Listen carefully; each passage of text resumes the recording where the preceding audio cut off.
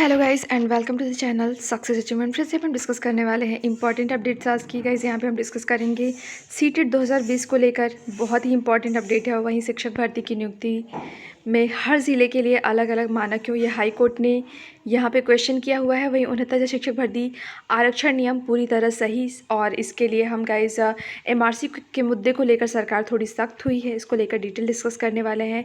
PCS mains जो है आपका 2019 का, उसकी तिथि जो है गाइस घोषित कर दी गई है। वही जेई नीट और जेई मेंस और नीट की परीक्षा जो है उसको लेकर मामला आपका सुप्रीम कोर्ट में, और टीजीटी बायोलॉजी परीक्षा के बारे में हम डिटेल डिस्कस करने वाले हैं। सो गाइस सारी चीज़ें हम one by one detail discuss करेंगे। अगर चैनल को आप पहली बार विजिट कर रहे हो तो चैनल को सब्सक्राइब करिएगा, बेल आइकन को प्रेस करिएगा ताकि लेटेस्ट अपडेट्स आप तक पहुँच सकें। गाइस यहाँ पे 69 शिक्षक भर्ती को लेकर आपके लिए अपडेट है। यहाँ पे जो आपका एमआरसी है उसको लेकर कुछ ऐसे असामाजिक तत्व हैं जो कि सोशल मीडिया का सहारा ले रहे हैं और भड़काने की कोशिश कर रहे हैं कि यहाँ पे स्थितियाँ कैसी हैं वो अपने हिसाब से बताने की कोशिश कर रहे हैं।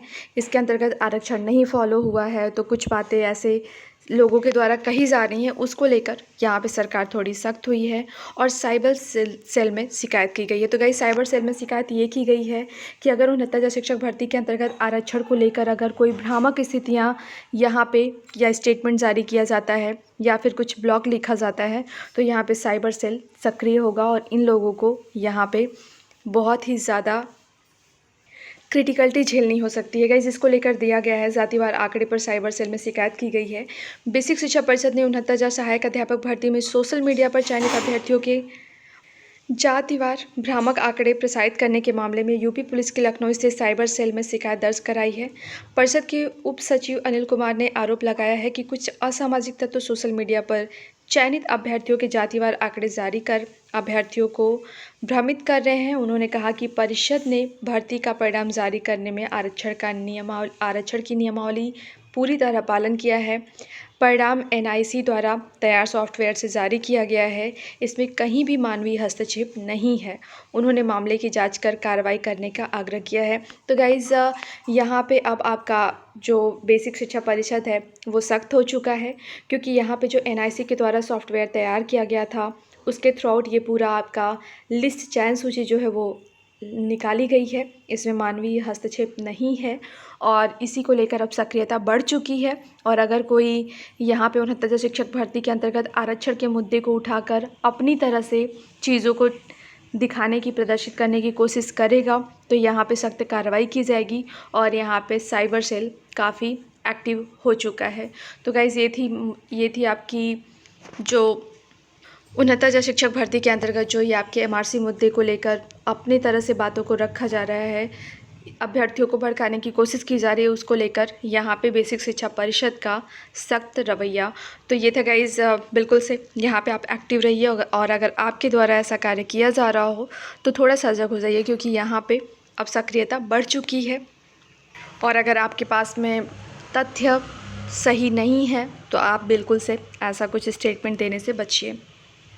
वही गाइज पीसीएस 2019 मेंस का कार्यक्रम हुआ घोषित। 22 से 26 सितंबर तक 3 जिलों में आयोजित की जाएगी। यहाँ पे गाइज डिटेल्स दी गई हैं। लोक सेवा आयोग ने पीसीएस यहाँ पे गाइज प्रयागराज, लखनऊ और गाज़ियाबाद में आयोजित की जाएगी। परीक्षा 2 पालियों में होगी। पहली पाली परीक्षा 9:30 बजे से शुरू कर 12:30 बजे तक चलेगी। वहीं दूसरी पाली की परीक्षा 2 से 5 तक होगी। और गाइज आयोग के सचिव जगदीश ने बताया कि 22 सितंबर को पहली पाली में अनिवार्य विषय सामान्य हिंदी और दूसरी पाली में निबंध का पेपर होगा। 23 सितंबर को पहली पाली में सामान्य अध्ययन प्रथम और दूसरी पाली में सामान्य अध्ययन द्वितीय प्रश्न पत्र की परीक्षा होगी। 24 सितंबर को पहली पाली में सामान्य अध्ययन तृतीय और दूसरी पाली में सामान्य अध्ययन चतुर्थ प्रश्न पत्र की परीक्षा होगी। एक दिन में गैप के बाद 26 सितंबर को पहली पाली में ऐच्छिक विषय के पहले और दूसरे पाली में दूसरे प्रश्न पत्र की परीक्षा होगी। बता दें कि पीसीएस एवं एसईएफ तथा आरएफओ की प्री परीक्षा 15 दिसंबर 2019 को हुई थी। और गाइज़ यहाँ पे इससे रिलेटेड डिटेल्स भी आपके सामने दी गई है। और फाइनली गाइज़ ये एग्ज़ाम आपका कंडक्ट होने के लिए कैलेंडर आपका बिल्कुल क्लियर हो चुका है।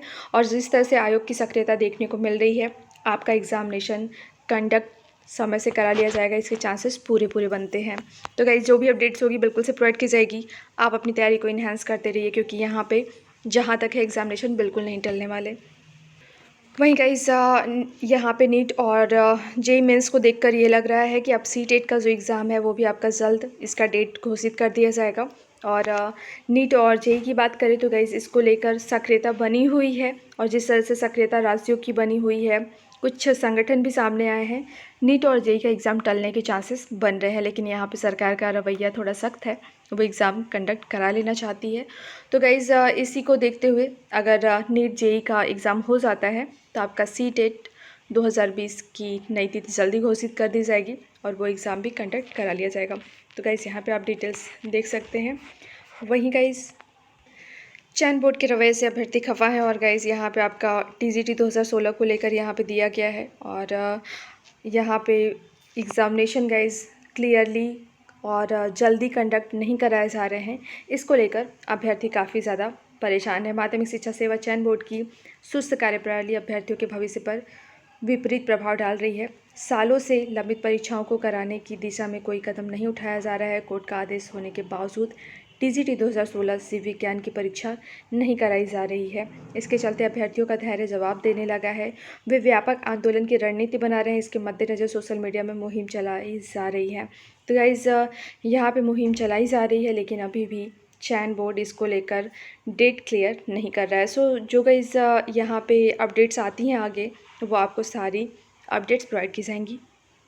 वही गाइस जेई मेंस और नीट का एग्ज़ाम टालने के लिए कई राज्य सक्रिय हो चुके हैं, और वो कोर्ट जाने के लिए अब तैयार हैं बिल्कुल, ताकि ये एग्ज़ाम कंडक्ट ना हो इतना जल्दी, क्योंकि यहाँ पे अभ्यर्थी काफ़ी ज़्यादा सशंकित है कि उनका एग्ज़ामिनेशन कंडक्ट होने के मद्देनज़र कहीं ऐसा ना हो कि वो कोरोना से संक्रमित हो जाए। तो गाइस इसको लेकर यहाँ पे डिटेल्स दी गई हैं, और काफ़ी राज्य सरकारें अब सामने आ रही हैं, और वो सुप्रीम कोर्ट में गुहार लगाने की तैयारी कर रही हैं। तो गाइज़ अब ये देखने वाली बात होगी कि जेई मेंस और नीट के एग्ज़ाम को लेकर क्या स्थिति बनती है, क्या एग्ज़ाम अपने टाइम पे कंडक्ट हो जाता या फिर डिले होता है। वहीं गाइज़ यूपी के अंतर्गत एक आपके लिए बहुत ही अच्छी अपडेट है, और वो ये कि परिषदीय स्कूलों को डिजिटल लर्निंग के लिए देंगे टैबलेट। सतीश द्विवेदी। और समग्र शिक्षा अभियान के तहत केंद्र से यूपी को मिले, यहाँ पे गाइज़ आप देख सकते हैं कितने करोड़ उनको मिले हैं। और सो गाइज़ यहाँ पे आपको टैबलेट दिए जाएंगे स्कूलों में ई लर्निंग को बढ़ावा देने के लिए। तो गाइज़ यहाँ पे आप डिटेल्स देख सकते हैं, ये शिक्षकों को मिलेंगे, और इसके लिए केंद्र से एक अच्छा खासा बजट पास किया गया है, और यूपी सरकार इसमें ई लर्निंग को बढ़ावा देने के लिए ये पैसे खर्च करने वाली है। तो गाइज़ ये था अपडेट्स आपका शिक्षा विभाग से रिलेटेड। वहीं गाइस एक और सवाल उठा है, और ये सवाल उठाया है इलाहाबाद हाई कोर्ट ने बेसिक शिक्षा विभाग से कि सहायक अध्यापकों की नियुक्ति में हर ज़िले के लिए अलग अलग मानक क्यों है, और इसको लेकर ये डिटेल्स आपके सामने दी गई हैं।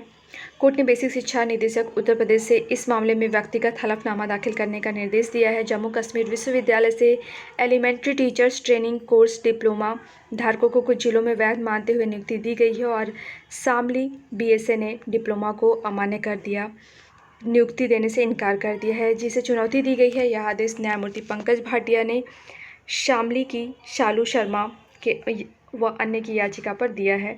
तो गाइज़ याचिका का कहना है कि 68,500 सहायक अध्यापक भर्ती में शामिल याचियों की काउंसलिंग की गई, किंतु नियुक्ति नहीं दी गई। इसको लेकर ये डिटेल्स है, और यहाँ पे जवाब देना है कि आखिर शामली में इसे मान्य क्यों नहीं किया गया, और गाइज़ यहाँ पे बेसिक शिक्षा विभाग को जवाब देना है। वहीं गाइज़ 69 शिक्षक भर्ती के ऑर्डर को लेकर जो कि सुप्रीम कोर्ट में रिजर्व हुआ है, उसको लेकर अभी स्थितियाँ ट्रांसपेरेंट नहीं नज़र आ रही हैं, पारदर्शिता नहीं नज़र आ रही है कि आपका जो ऑर्डर है वो कब पब्लिकली होने वाला है, क्योंकि गाइज़ मोहन सर यहाँ पे अभी नहीं बैठ रहे हैं, और जहाँ तक वो 31 को 31 तारीख को उनके बैठने के चांसेस हैं किसी और कोर्ट के अंतर्गत हियरिंग में। गाइज़ फर्स्ट ऑफ ऑल ये ज़रूरी है कि आपकी बेंच साथ में बैठने लगे, क्योंकि मोहन सर फाइनली बैठ ही नहीं रहे हैं, वो हियरिंग कर ही नहीं रहे हैं, और ऐसी स्थिति में आपका ऑर्डर पेंडिंग में पड़ा हुआ है। तो गाइज़ ये आप बिल्कुल से मान के चलिए कि आपका ऑर्डर सितंबर के फर्स्ट वीक में आने के चांसेस हैं, अगर 31 से मोहन सर बैठना शुरू कर देते हैं हियरिंग के लिए। और गाइज़ वहीं आपका 27 तारीख तक का सप्लीमेंट्री कॉज लिस्ट आ चुका है, वहाँ आपका केस मेंशन नहीं है। सो गाइज़ नेक्स्ट भी सप्लीमेंट्री देखा जाएगा, जैसे ही आपका ऑर्डर यहाँ पे मेंशन किया जाता है, डिटेल्स प्रोवाइड की जाएंगी गाइज़। और ये काफ़ी अच्छी बात है कि मोहन सर 31 से बैठने लगेंगे और ऐसी स्थिति में आपके ऑर्डर को पब्लिकली होने के चांसेस बहुत जल्दी हो जाने की संभावना है। तो गाइज़ जो भी अपडेट्स होती हैं बिल्कुल से आपको प्रोवाइड की जाएंगी। गाइज़ वीडियो को लाइक करिएगा, शेयर करिएगा, चैनल को सब्सक्राइब करिएगा और बेल आइकन को प्रेस करिएगा ताकि लेटेस्ट वीडियोज़ के नोटिफिकेशन आप तक पहुँच सकें।